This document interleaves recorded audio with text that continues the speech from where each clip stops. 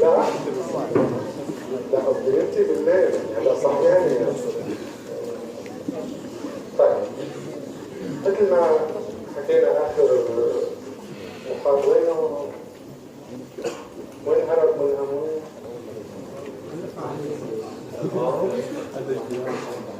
هربيبوا قلتوا هربيبوا وكل الاحوال كنت انا رح فوق لا خليه يكمل طلع غيره هلا اللي عيني بعينه رح يطلع.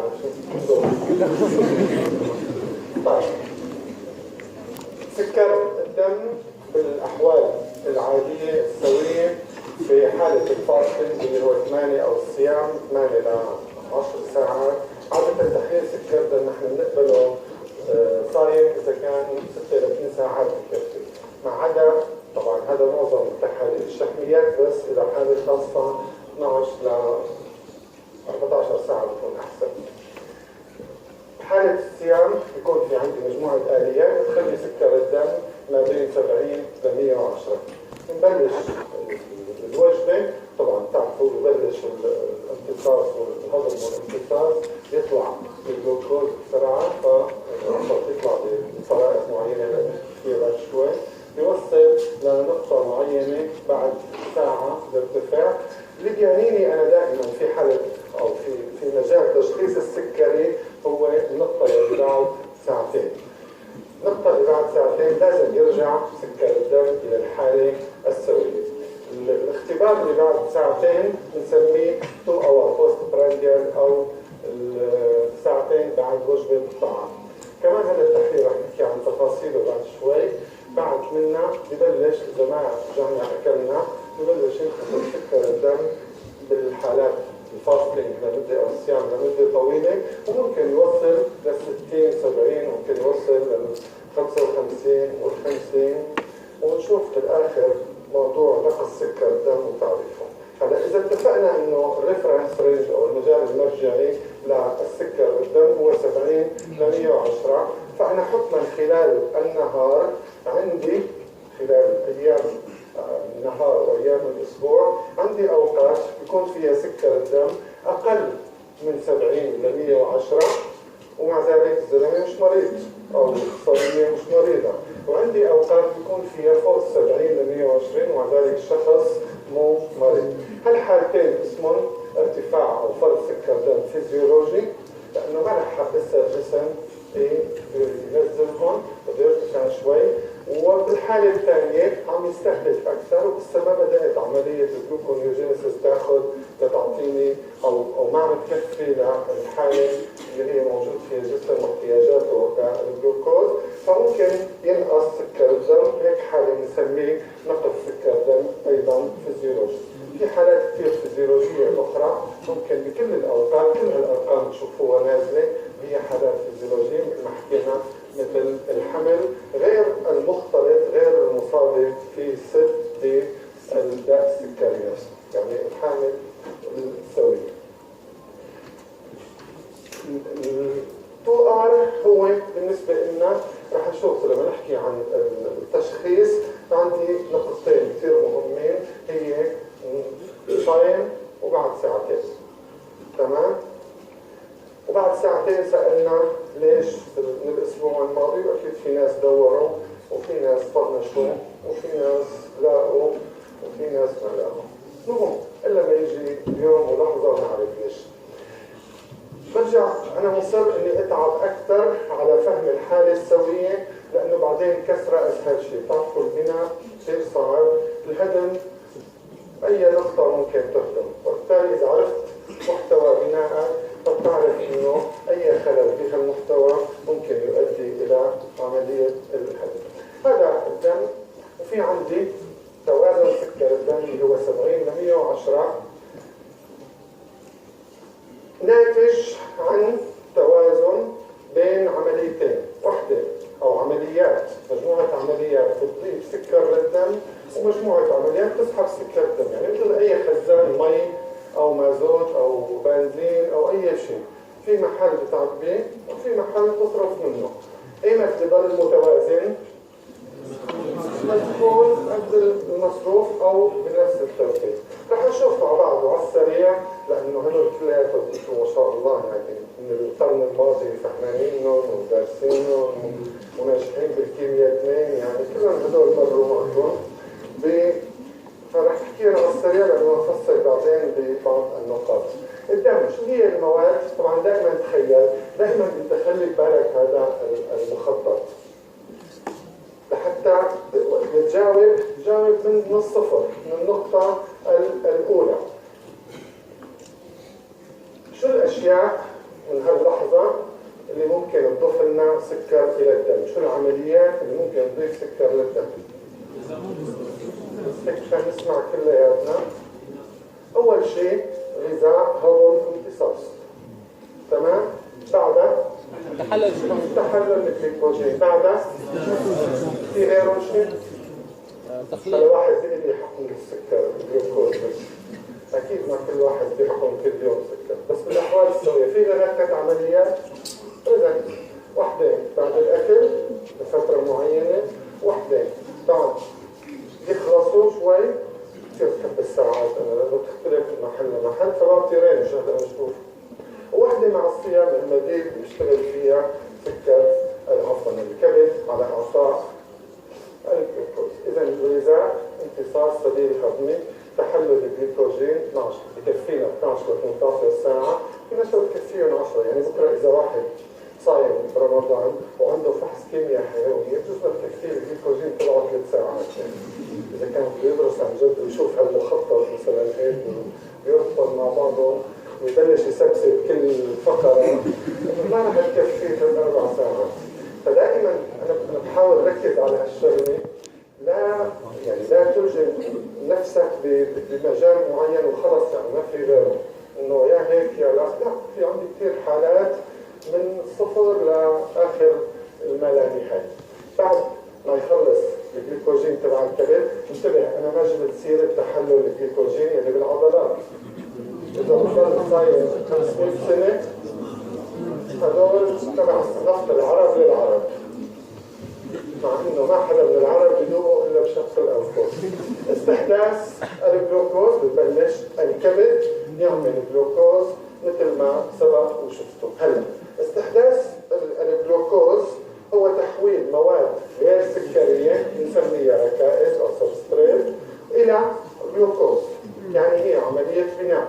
عمليه بناء بدها حطب مواد بناء وبدها طاقه.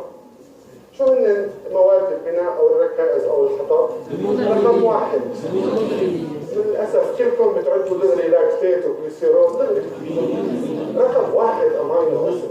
هذا مهم جدا حموض امينيه لانه على هالمبدا لهيك تتصنع الاجسام الكيتونيه بعدين. اذا بضل لانه في سؤال انه ليش الكبد يصنع جلوكوز بس للدماغ؟ طب ما يصنعوا لكل الجسم طالما قادر وقادر ليش لا؟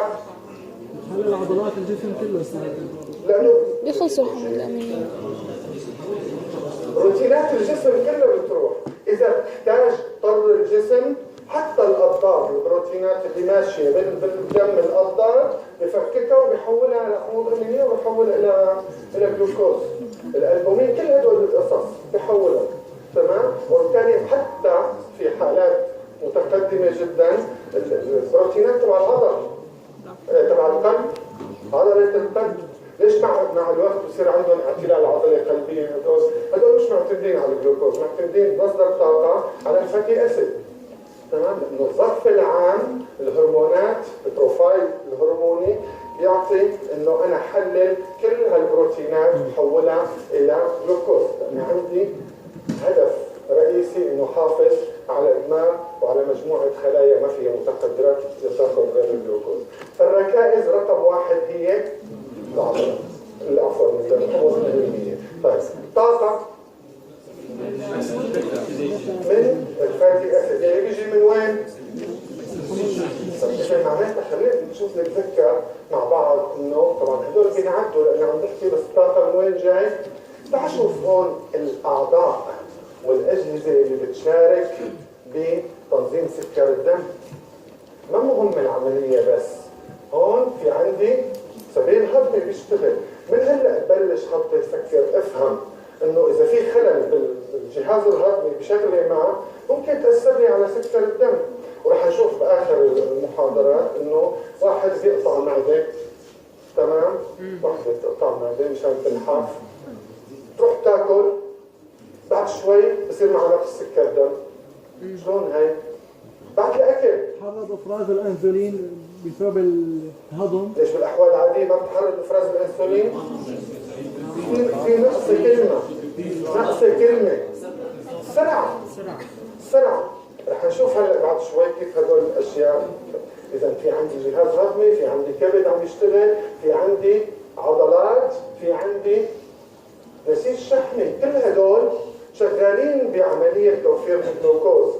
اكيد ما بعرف اذا درستوا بيتا اوكسيديشن، نقص الكارنيتين، نقص البيتا اوكسيديشن نفسها تعمل نقص سكر دم. اصلا اول تظاهره لنقص البيتا اوكسيديشن، نقص الحموضه الدهنيه كمصدر الطاقه، هي نقص سكر الدم في حاله صيام. فاذا كل هدول شغالين بالموضوع. وبالمناسبه بعض الادويه رح تشوفوها بعدين بالباطنه تبع السكري بتشتغل على شغله واحده، انه تخفض البيتا اوكسيديشن بالكبد. اذا خفضت البيتا اوكسيديشن شو صار؟ صار ما عادش في استحداث، وهذا هو المشكله الرئيسيه تبع الكبد، زياده عفوا تبع السكري، زياده الاستحداث. اذا هدول العمليات هي بتعطي جلوكوز للدم، بالمقابل في عمليات تسحب الجلوكوز من الدم. شو هن؟ اول وحده استهلاك كمصدر للطاقه. بس نستهلك الجلوكوز كمصدر للطاقه. بناء شو؟ لا مش هو ما كان في حموض نوويه. شو بيعطي؟ رايبوز 5 فوسفات، هو بيتحول بالثدي لجلاكتوز وبيجتمعوا مع بعضهم ليعطوا اللاكتوز. هو بيتحول بالسائل المنوي الى فركتوز ليعطي الطاقه. هو بيتحول بالنسيج الضام الى مجموعه من السكريات الامينيه والسيانيك اسيد مشان يبني النسيج الضام. كل هدول استخدامات للجلوكوز. طيب استخدمنا الفائض هزمه على شكل او اسايد جليسيرول بالنسيج الشحمي. اذا انا عندي الابتيك وبستخدمه مثل ما شفنا طبعا في شغلات كثير غير هدول، تخليط الجليكوجين والشحميات، تحويل لمركبات خاصه كلها وحياتك بالكتاب. مين معه كتاب افتحوا لها الصفحه بس مشان خلينا نستوعب مع بعض اكثر هدول. ومع ذلك اذا مع كل هالحكي فاض عندي بالدم زاد، ببلش مين؟ دور الكليه وتبلش تطرحه. ايمت؟ شو يعني عتبه كلويه؟ معدل الكليه بترجع عود امتصاص بعض شو هو العتبه الكلويه؟ شو هو؟ تركيز سكر الدم الاقصى يلي 180 تستطيع الكليه اعاده امتصاصه. عند الحوامل هي العتبه شو بصير فيها؟ تنخفض. ليش يا حبيبي؟ لأنه زادت السوائل. ليش بزيد الرشح الكبي؟ زيادة حجم وزيادة ضغط على ضغط قبل الكبيبات، وبالتالي بزيد عند الرشح الكبي وبالتالي ببلش يطرحه. طيب من الصبح عم نقول ومن امبارح من المرات الماضيه انه هدول صحن البقلاوه اللي بناكله ولا الحلويات اللي بتعملوه عم ندفع حقه مصاري وناكله الى اخره. ليش بس يصير فوق 180 نرميه؟ ليش ما نستنى عليه؟ ليش ما نخلي الكليه؟ ليش ما عبر التطور مثلا الكليه تتركه لل 200 وبعدين تطرحه؟ ليش 160؟ بيختل توازن الشوارد بيختل بالدم. حلولية. ضربة الحلول لما بترتفع بالدم رح يطلع المي من وين؟ من الخلايا وترجع عند الجفاف. فإذا كل شيء محسوب. يعني مثل ما بقول دائما لو سلالة من السلالات القديمة تيست وبدها تشوف حالها انه لا اخي انا بدي اخلي 220 جلوكوز، شو بصير بهالسلالة؟ تنقرض. ما رح تضل، لانه هذا الامر لا يتوافق مع سيستم الحياة او نظام الحياة اللي موجودة. إذا عملية إطراح الجلوكوز بهذه اللحظة هو عملية دفاعية سوية تماما للحياة أو للسرفيفال أو للبقية على قيد الحياة. توازن هدول العمليتين أو مجموعة العمليتين هو اللي بيخلي السكر موجود ضمن الريفرنس رينج اللي كتبناه فوق 70 ل 110 وهون رجعنا غيرنا لأرقام 65 ل 105. نسيت غيرها؟ لا، بس رح تلاقوا في كتب موجودة هيك وفي كتب موجودة هيك، ونحن جماعة من البشر دائما نبدع بالنقل. فلذلك بنجيب كل واحد من زي هذا الاستاذ جاي من هون بجيب هذا الرقم، هذاك جاي من هنيك بجيب الرقم تبع هنيك، هذاك ما طلع لا هذا هون ولا هنيك، ساعة بيقول هذا وساعة بيقول هذا، إذا موجود هذاك بيقول مثله، إذا موجود هذاك بيقول مثله، بس المشكلة يا مساكين وقت الفحص. أنا بالنسبة لي ما بجيب لا هذا ولا هذا بالفحص صريحة. طيب كيف يتحقق هذا التوازن؟ مثل ما حكينا من شوي في عندي أنسجة وأعضاء هي اللي عم تلعب أدوار مختلفة. شو هن؟ نرجع دغري نعطيك على الكبد، لا برجع مشان يكون سيستماتيك من هون بلش من السبيل الهضمي وبعدين الكبد، النسيج الشحمي، العضلات، الدماغ، الكليات، كل هدول مشيهم. لذلك رح نشوف هدول الأجهزة، السبيل الهضمي، العضلة، الكلية، الكبد، النسيج الشحمي، مش هدول اللاعبين الرئيسيين، هدول بيلعبوا على كيفهم، بيشتغلوا على كيفهم، شو ما بده بيشتغل واحد منهم، لا في شيء بينظمهم. مين هن؟ الهرمونات اللي هن بهالحالة هاي الرطب والفئران. مين الأرض؟ ومعه بس واحد صغير العامل مشابه للإنسولين.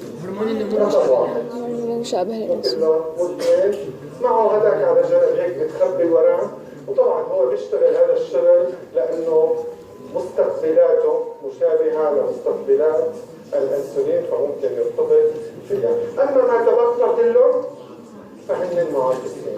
الأنسولين والأنسولين لايك جروث فاكتور هو الاثنين الوحيدين اللي بيخفضوا سكر الدم بالجسم، وما تبقى كله يرفع سكر الدم بدرجات طبعا متفاوتة. طيب هدول الأنسجة والأعضاء رح نشوف شو بيشتغلوا. ونبلش من صديقكم اللي بتحبوه كثير، بتحبوا تاكلوا شيبسي وشغلات شو سبيل الهضم. هيا بيعمل شغلتين كثير ظراف سبيل الهضم. أول وحدة بس يوصل الأكل مثل ما بتعرفوا رح يفرز GIP أو الجاستريك انهبيتوري بيبتايد. شو بيشتغل هذا؟ بيثبت حركات المعدة. بس المعدة ليش؟ بس واحد مشان تسمع. فجأة كلمة فجأة ما سمعوها. إذا أنا مشان نخلي الدخول السكر إلى الأمعاء يكون تدريجي وأقدر آخذ أكبر قدر ممكن بدون ما أعمل الصدمة اللي حكيت عنه من شوي تبع قطع المعدة. GIP بيعمل شغلة ثانية كثير مهمة. شو هي؟ هو ما بيحرك الأنسولين أبدا. لا علاقة له بتحريك إفراز الأنسولين. لا. له علاقة بالأنسولين بس مش بالتحريك. شو بيسرع؟ إفراز الأنسولين. وينه؟ مين عم يحكي؟ شو بيسرع؟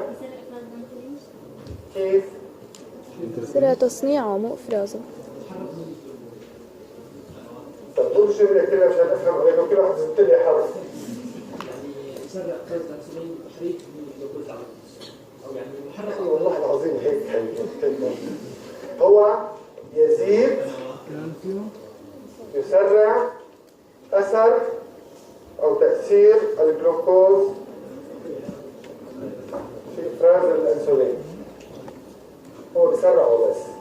حتى الآن لا يعرف أحد الآلية التفصيلية لكيف يقوم الجلوكوز بزيادة إفراز الأنسولين. بس هذه الآلية تتسرع بوجود GIP. هلا واحد أكل كيلو أو 5 غرامات سكر عن طريق الهضم، واحد أخذ 50 جرام وريدي، مين بيطلع عنده الأنسولين أكثر؟ لهيك بكره بيعلموكم بالباطنة إنه وريد السكري نفسه مش مرتفع عنده السكر، أعطوه سيروم سكري معه أنسولين.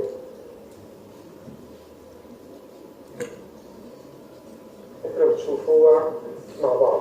اثنيناتهم لازم ينعطوا لانه وجود الجلوكوز عن طريق الوريد ما بيحرك اذا في انسولين شوي. طبعا بحكي عن نمط اثنين، نمط واحد ما عندي هذا الافراز على الاطلاق. فاذا السبيل الجهاز الهضمي كله بينظم حاله بانه بطء وزياده افراز الانسولين. نجي على الكبد، الجلوكوستات هو المنظم، هو الشغله الوحيده يعني شو بيسموه الماستر اللي بيشتغل كل هالقصص. شاف السكر عالي بيحاول يبطئه، شافه رح يبلش ينخفض بيحاول يرجع. ما الذي يفعله الكبد بعد الطعام ليمنع ارتفاع سكر الدم؟ يعني رح نجاوب على هي الشغله لازم نجاوب على العمليات اللي كانوا على اليمين. شو؟ خفض او فسفته تماما برا الخليه وبعدين استخدامه من اسم حدث سنة شو عملت؟ ضبط السكر وفسفتته كي لا يخرج من الخليه ثم باستخدامه بعمليات البناء المختلفه. إذا استهلاك، بزيد استهلاك. اثنين طائر بنخزنه على الجلوكوزين. إذا تحويله إلى جليكوجين. ثلاثة شو بيعمل الكبد كمان؟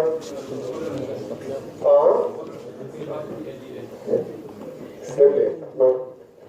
ممكن يحولوا دي ال دي ال. لا مو ممكن أكيد. هم بيبعتوه بتخزنوا بالنسيج الشحمي على شكل؟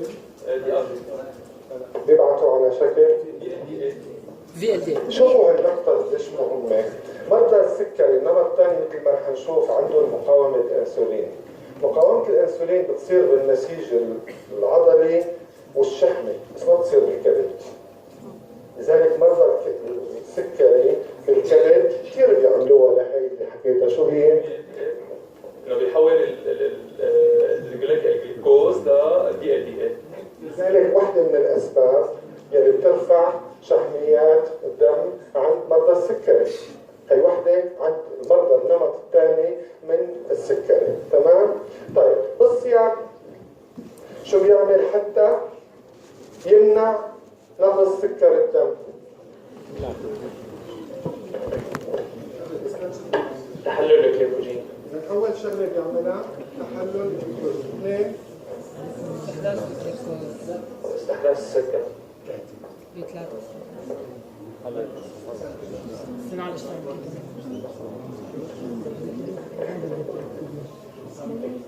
بيعمل أجسام كيتونية من شحن مشان يوفر الجلوكوز ما يخلي الأنسجة تستهلك جلوكوز.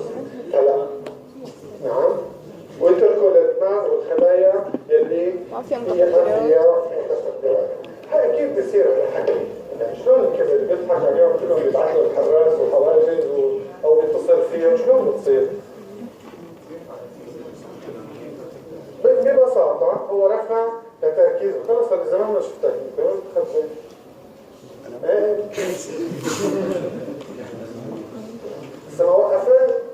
السما طلعت؟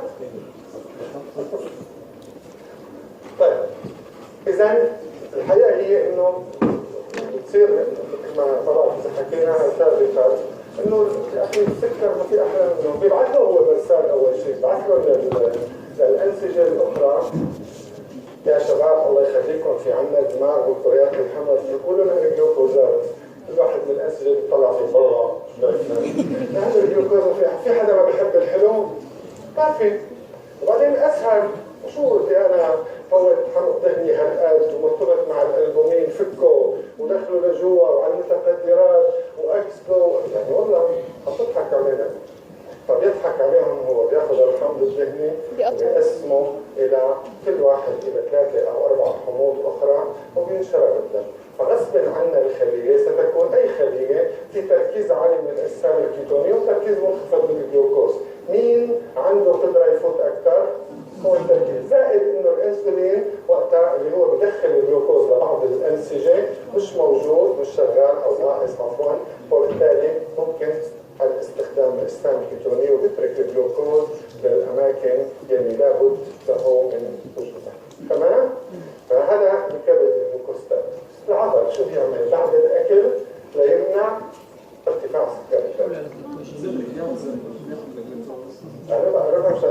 العضل هي الامامي. مو إلي، أنا بعرف. العضلات الاماميه دغري بتاخذ الجلوكوز من الدم بتصنع فيه الجلوكوز مشان لا تعمل على كبر. اول شيء تستهلك. تستهلك، بس ضروري كل عضلة تصنع جلوكوجين بعد الأكل. يعني أنت إذا أكلت تمام وظليت نايم، يعني ما اشتغلت شيء بالجلوكوجين تبع هدول، ورجعت أكلت مرة ثانية تعمل جلوكوجين؟ لا. إذا رقم واحد هو استهلاك إذا كان في مجرد استهلاك، ورقم اثنين بتصنع فيه الجلوكوز. بعد الصيام شو بتعمل لتمنع نقص سكر الدم؟ ولا شيء. لا، تعمل شيء مهم جدا. اكيد ما بتحلل الجلوكوجين بس تعمل شيء اهم. لاكتاز. لهو العضلات تنبل تمام، بيبعث لها الكبد انه لو تعطينا شويه الجلوكوجين اللي عندك احسن ما نصرف طاقه. طب والله قلتي هلا كنت ماشي انا وياك اجت سياره مثلا من هدول المخيمين، شلون بدي اهرب انا وياك؟ لا حبيبي خليني هون، بس بدل هيك رح اضحك عليك، رح ابعث لك شيء انا ساهم بالعمليه. شو هي؟ الخمود الامينيه كلها تمام. ولا لاكتيت والله لا بذكروه كثير يعني. لاكتيت له بس محل واحد نحكي فيه، بس بكل الاحوال لاكتيت ولا الجليسيرول استحداث الجلوكوز هي من برا، الكريه الحمراء ولا هدول تعطيني الكبد بترجع بتاخذه تمام. فهو لا يضيف حقيقة، لا يرفع سكر الدم. يعني إذا اعتمدت أنت كجسم فقط على اللاكتيت والجليسيرول وكان سكر دمك 60، إذا بتصوم 20 سنة رح ينزل مش رح يطلع، لأنه هدول ما بيضيفوا سكر للدم. تذكرون هي دورة كوري، يطلعوا من الكريات لاكتيت بيروحوا على الكبد يعملوا الجلوكوز ترجع تاخذهم، والعضلات نفس الشيء. فإذا اعتمادنا الرئيسي على الحموض الأمينية تمام؟ طيب نسيج الشحمي بعد الأكل شو بيعمل؟ خليني أروح لعند شو بيعمل وينه؟ تعرفوا وينه؟ هيك شو بيعمل النسيج الشحمي بعد الأكل عشان يمنع فرط سكر الدم؟ أول شيء بده يصير حلو النسيج الشحمي بيطلع ولا بعد الأكل. بعد الاكل في ال دي هلا صاير هو من هلا بلشنا رمضان. فأول شيء نخزن انتاجه، وبالتالي لايبوجينيسيس او تحويل الى تراي اسيد جليسيرول وخزنهم جوا، يعني شكل من اشكال الاستهلاك. بعد الصيام خلال الصيام شو بيعمل لي؟ يمنع نقص سكر الدم. بيتا اوكسيديشن. بحلل الجلوكوز اللي عنده. شو بحلل؟ شو يحللنا؟ بيبعث لنا الكبد. ايه؟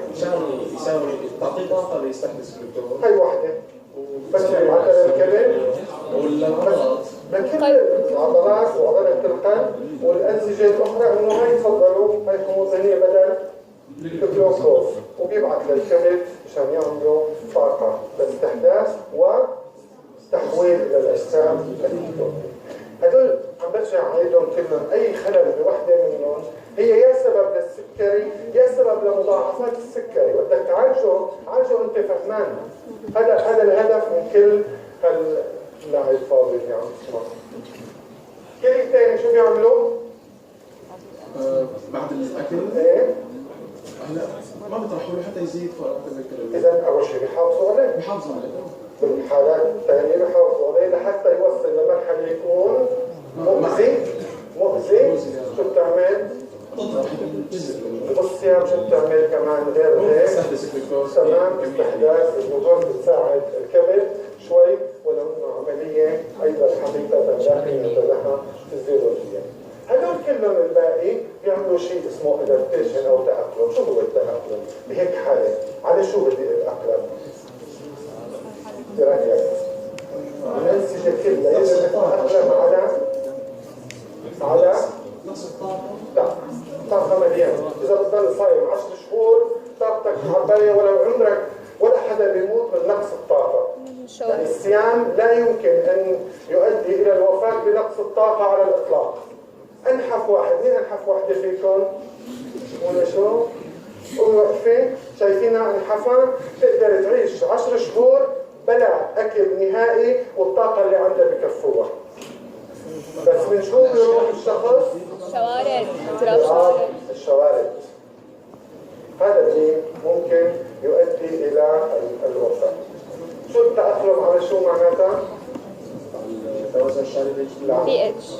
عشان الطاقة تأقلم على حالة نقص سكر الدم وبالتالي استخدام مصادر الطاقة البديلة وترك الجلوكوز للأشياء أو الأماكن اللي ممكن تهدد السورفيفال، تهدد البقية. تمام؟ هدول كلياتهم يشاركوا فيها. سمعان بالإنسولين؟ حتى أحكي لك عنه. سلام. طبعا أنا ما بدي أرجع نحكي عن تفاصيل تصنيع الانسولين وين موجود حافظينه، وضحك انه ماني حافظ مثلث رقم 11 بالكروموزوم 11 على الزراعه والتصوير للكروموزوم 11. هلا بتشوفوا بعد شوي شو بيعمل الكلام. بتعرفوا الانسولين مكون من سلسلتين وفي بيناتهم شيء رابطه او عفوا سلسله ثالثه ومرتبطين مع بعضهم بالدايسلفايد بوند. هلا هذا الجين اللي موجود اصلا على الكروموزوم 11 بتعرفوا بحال ترانسكريبشن، نحن الانترونات شو بنعمل فيها؟ سبلايسنج، بنقطعها ونرميها، بضل في عندي فقط الاكسونات. الاكسونات اللي موجوده مثل ما شايفين هي ال وبي وسي واي. اكيد رح تكتشفوا بذكائكم المعهود انه البي هي السلسله بي والاي هي السلسله اي والسي هي السي بيبتايد. ليش سموه سي بيبتايد؟ مين بيعرف؟ سي بيبتايد كونكتنج بيبتايد، هو البيبتيد الرابط، لذلك اسمه بيربط الاي مع ال. طيب وهي ال ليدر او الليدنج سيكونس شو بيشتغل؟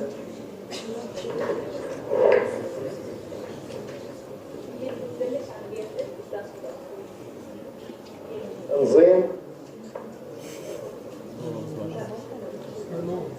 هي بس بتوجه الرسائل بتزيده وبتوجه الترجمة بالخطاب. لا. مين يعرف ليش الايه؟ هلا القائد لوين بده ياخذ العالم عادة؟ لمكان الماء، ما هيك؟ اللي هي لا مو الريبوزومات. نعم؟ لا.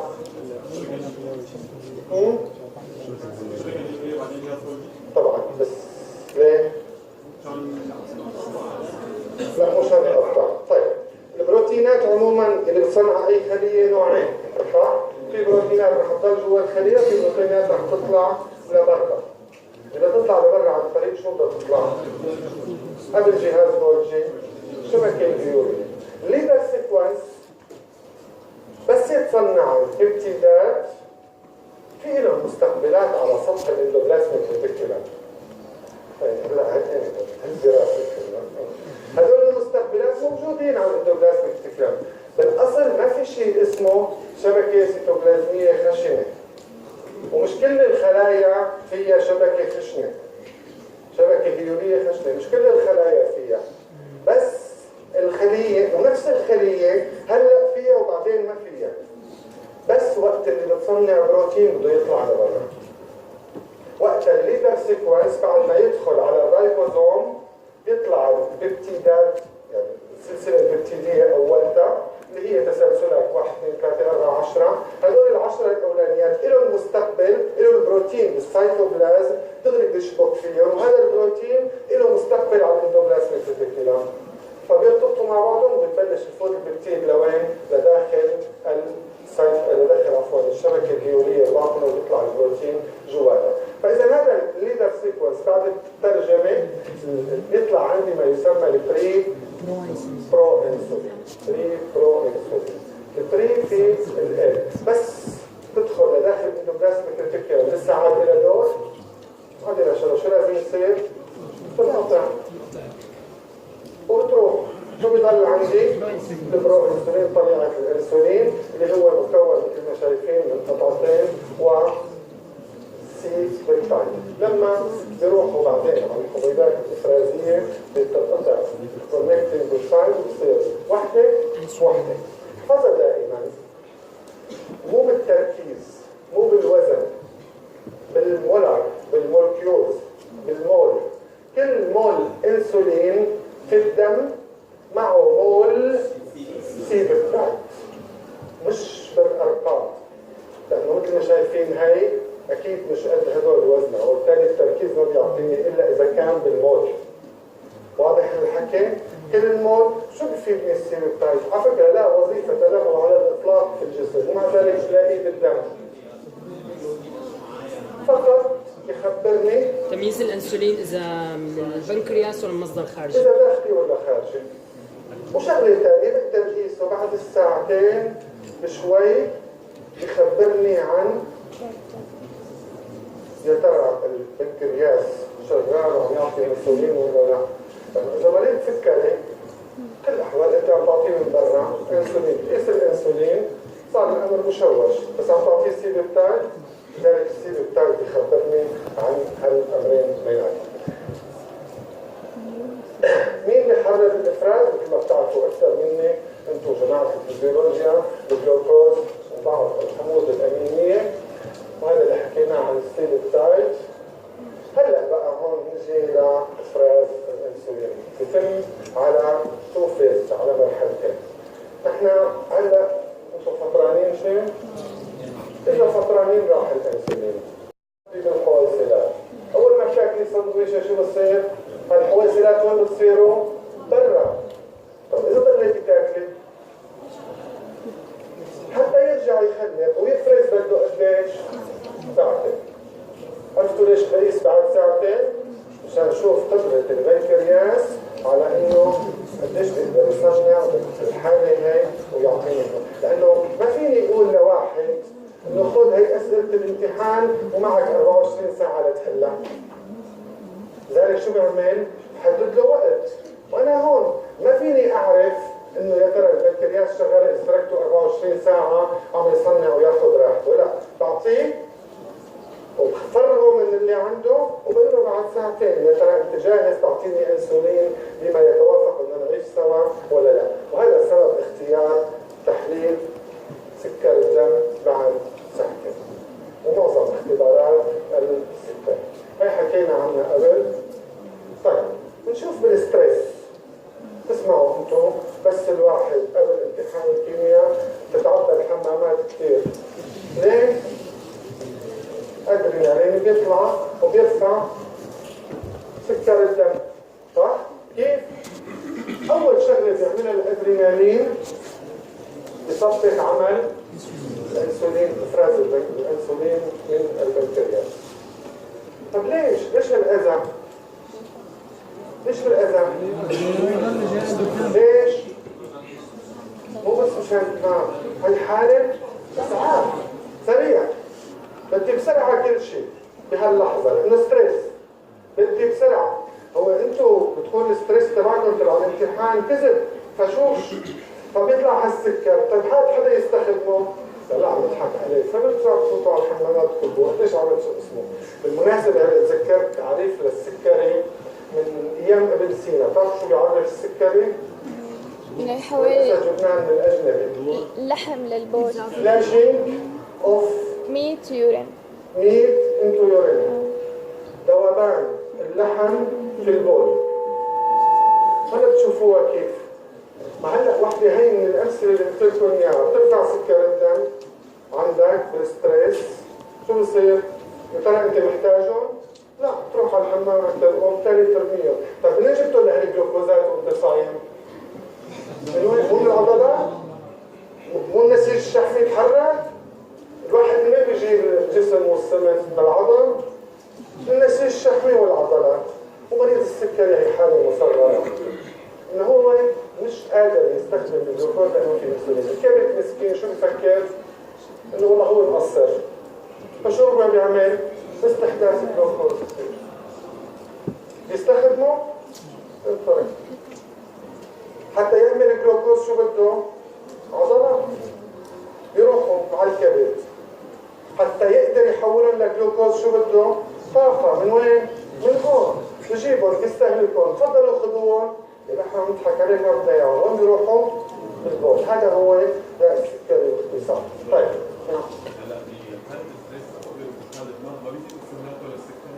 عم اقول لك كذبه كذبه. هو انت الستريس هو خوف مش حقيقي، يعني رح اقول لك اياها شلون. ممكن، وحتى لو كانت باقصى حالاتها انت مش محتاجها. بتقول لي شو بدك تعمل قبل الفحص يعني؟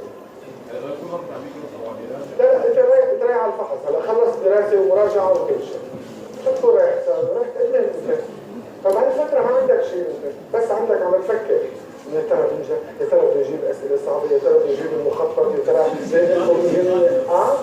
شغال بشغلات تافهه، ما بدك كثير طاقه. صدقا هي الموقع. يعني انت مثلا بتكون احيانا ما بجوز تصير معك انه خليني اقول محضر لموقف، يا ترى انا غلطت بحق هذا فلان، بكره شو بده يعمل فيني؟ بده يجيب رفقاته كلهم، بده شو بده يخبر لرفيقتي شو حكيت عليها من السنه الماضيه، بده كل هدول انت عم تفكرهم. يعني انت عم تحط 20 احتمال، تمام؟ بس حقيقه اللي رح يحصل هو احتمال واحد. شغله ثانيه اكيد صارت مع كلياتكم، انه مثلا عم تقطع الشارع، كنت شارد، تمام؟ لمحت سياره من بعيد انه هي جاي فعلا لعندك وبسرعه، ركضت قطعت الشارع، طلعت لقيتها لسه ما وصلت، ولا مره صارت معك؟ بعدك رح تصير يعني اذا ما صارت. انت رايح عم تشغل الضوء، تمام؟ حطيت ايدك هيك على الكبسه، قام حدا من وراك عم يزحمك يعني، بالكهرباء شو بتعمل؟ تنفض ايدك، بس حقيقه انت محتاج هاي النفضه وكل الشغلات اللي اشتغلت، هي نفس الحكايه الموجوده، مش كل شيء بيتخيله دماغك حقيقي وراح يصير. دماغك بيحط عشرات الاحتمالات بنشتغل عليهم كلهم، بس اللي راح يصير هو اوكي؟ طيب طبعا هي اللي حكينا عنه رح ينقص افراز الانسولين، وفي ادويه كثير ممكن تستخدم حتى تساعدنا. هلا هدول على السريع لانه انتم اخذينهم قبل الانتجريشن مشان نبلش الاسبوع الجاي بالسكري الحقيقي. لهلا واضحه الصوره بمخنا، تعال نجمعها مع بعض ونشوف مريض السكري، لانه بالسلايد الاسبوع القادم اول واحد ليش بصير عند مريض السكري 1 2 3 4 5 مشان ندرسها ونفهم مو نحفظهم بس.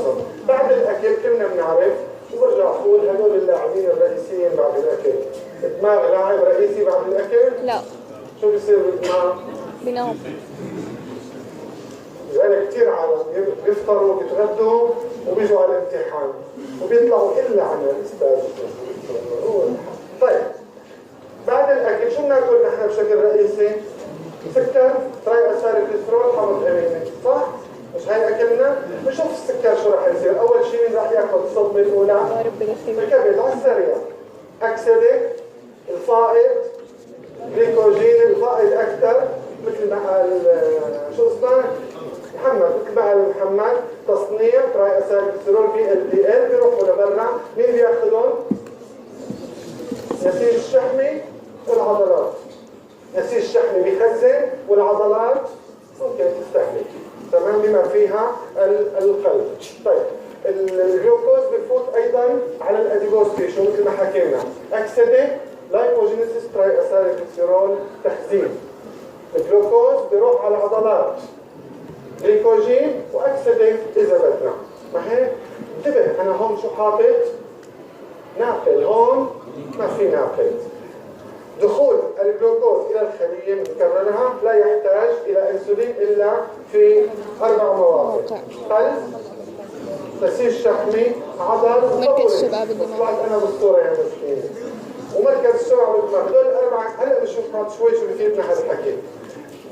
الباقي مش محتاج، بس انتبه يا ترى فعلا الانسولين بقى له تاثير؟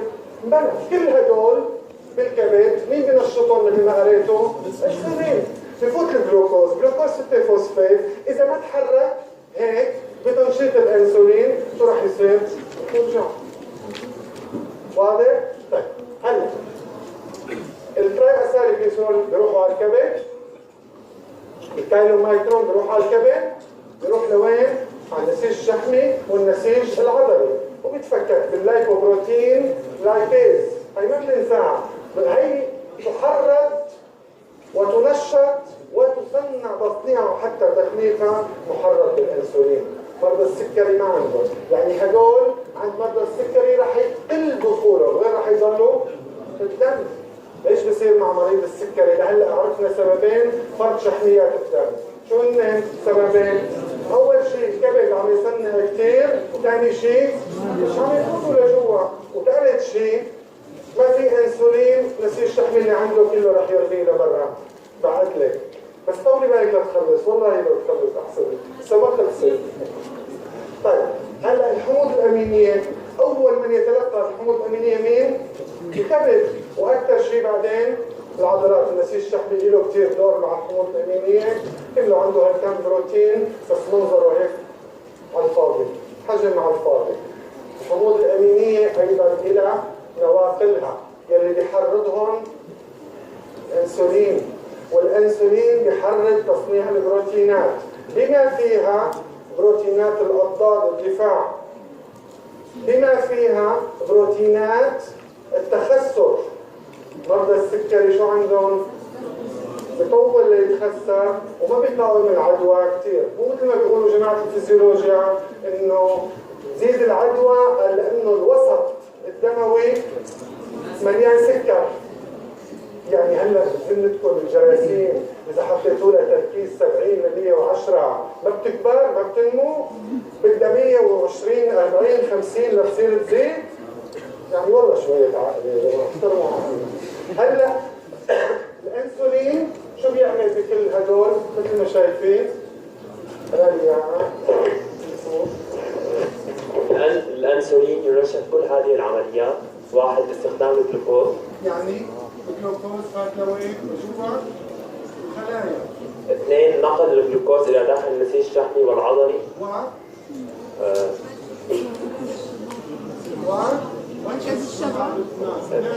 نقل الحموض الامينيه وتخليط البروتين.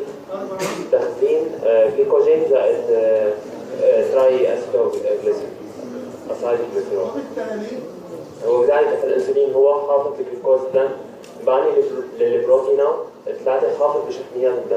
اذا غاب مرضى السكري هذا رح يضل برا، والبروتينات مش رح تنبني ورح تتحلل كمان. العكس تماما هو اللي رح يصير مثل بحالة الصيام. ما لحقتي؟ مثل بحالة الصيام.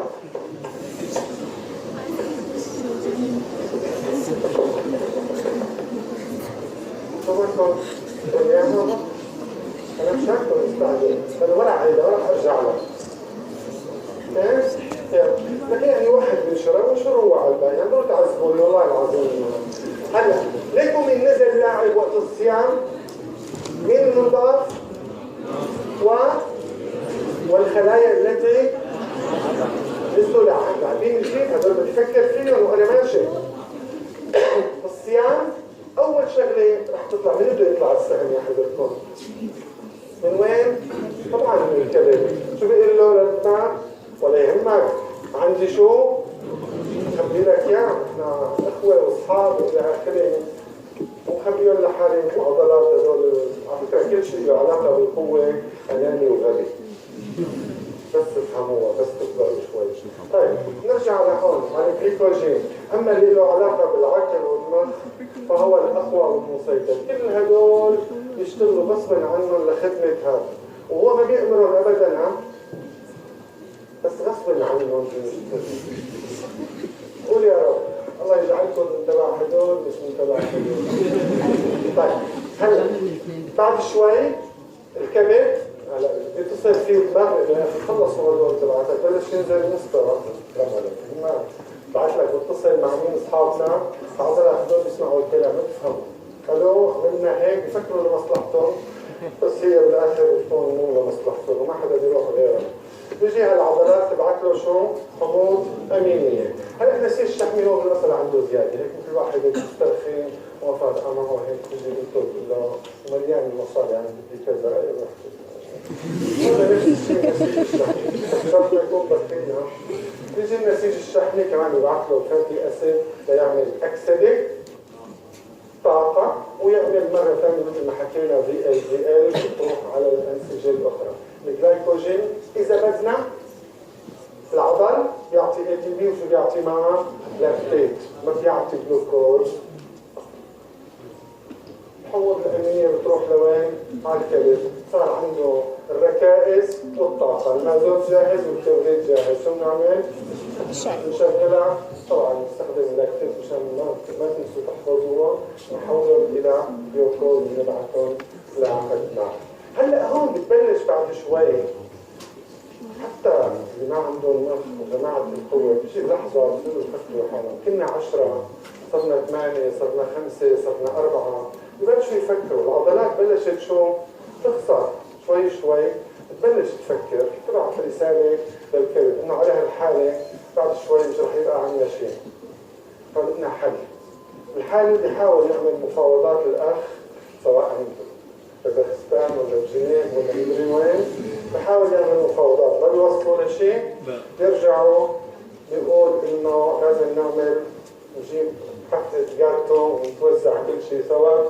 فبتروح الحكاية هون انه خلينا نضحك على هالعالم كلهم، نعطيهم قطعة ونحن بناخذ فبيضحكوا. شكيت حدا برا؟ شايفين بستخدمها كل الانسجه ما عدا الدماغ بعد اسبوعين لثلاثه يقبل يتنازل 10% ياخذ 20 ل 30% من طاقته على شكل كيتون باديز أجسام كيتونية، ولكن لا يتنازل ابدا عن الجلوكوز. وبالتالي طبعا مضادات الانسولين تنشط كل هذه العمليات. واحد، تحلل الجلوكوجين، تحلل دهون في النسيج الشحمي، تدرج البروتين، تحليل الحموض الامينيه. 4، استهداف الجلوكوز. وبذلك مضادات الانسولين رافعه لجلوكوز الدم، مضيعه للبروتينات، رافعه لشحميات الدم. وبالتالي السكري شو هو السكري؟ يا زيادة معاكسات الأنسولين، يا أما زيادة نسبة المعاكسات على الأنسولين، يا نقص الأنسولين وغياب الأنسولين. جدارة فيكم بينزلهم كلهم على صفحة الكيمو، هاي رح تصير لكم على الفاضي.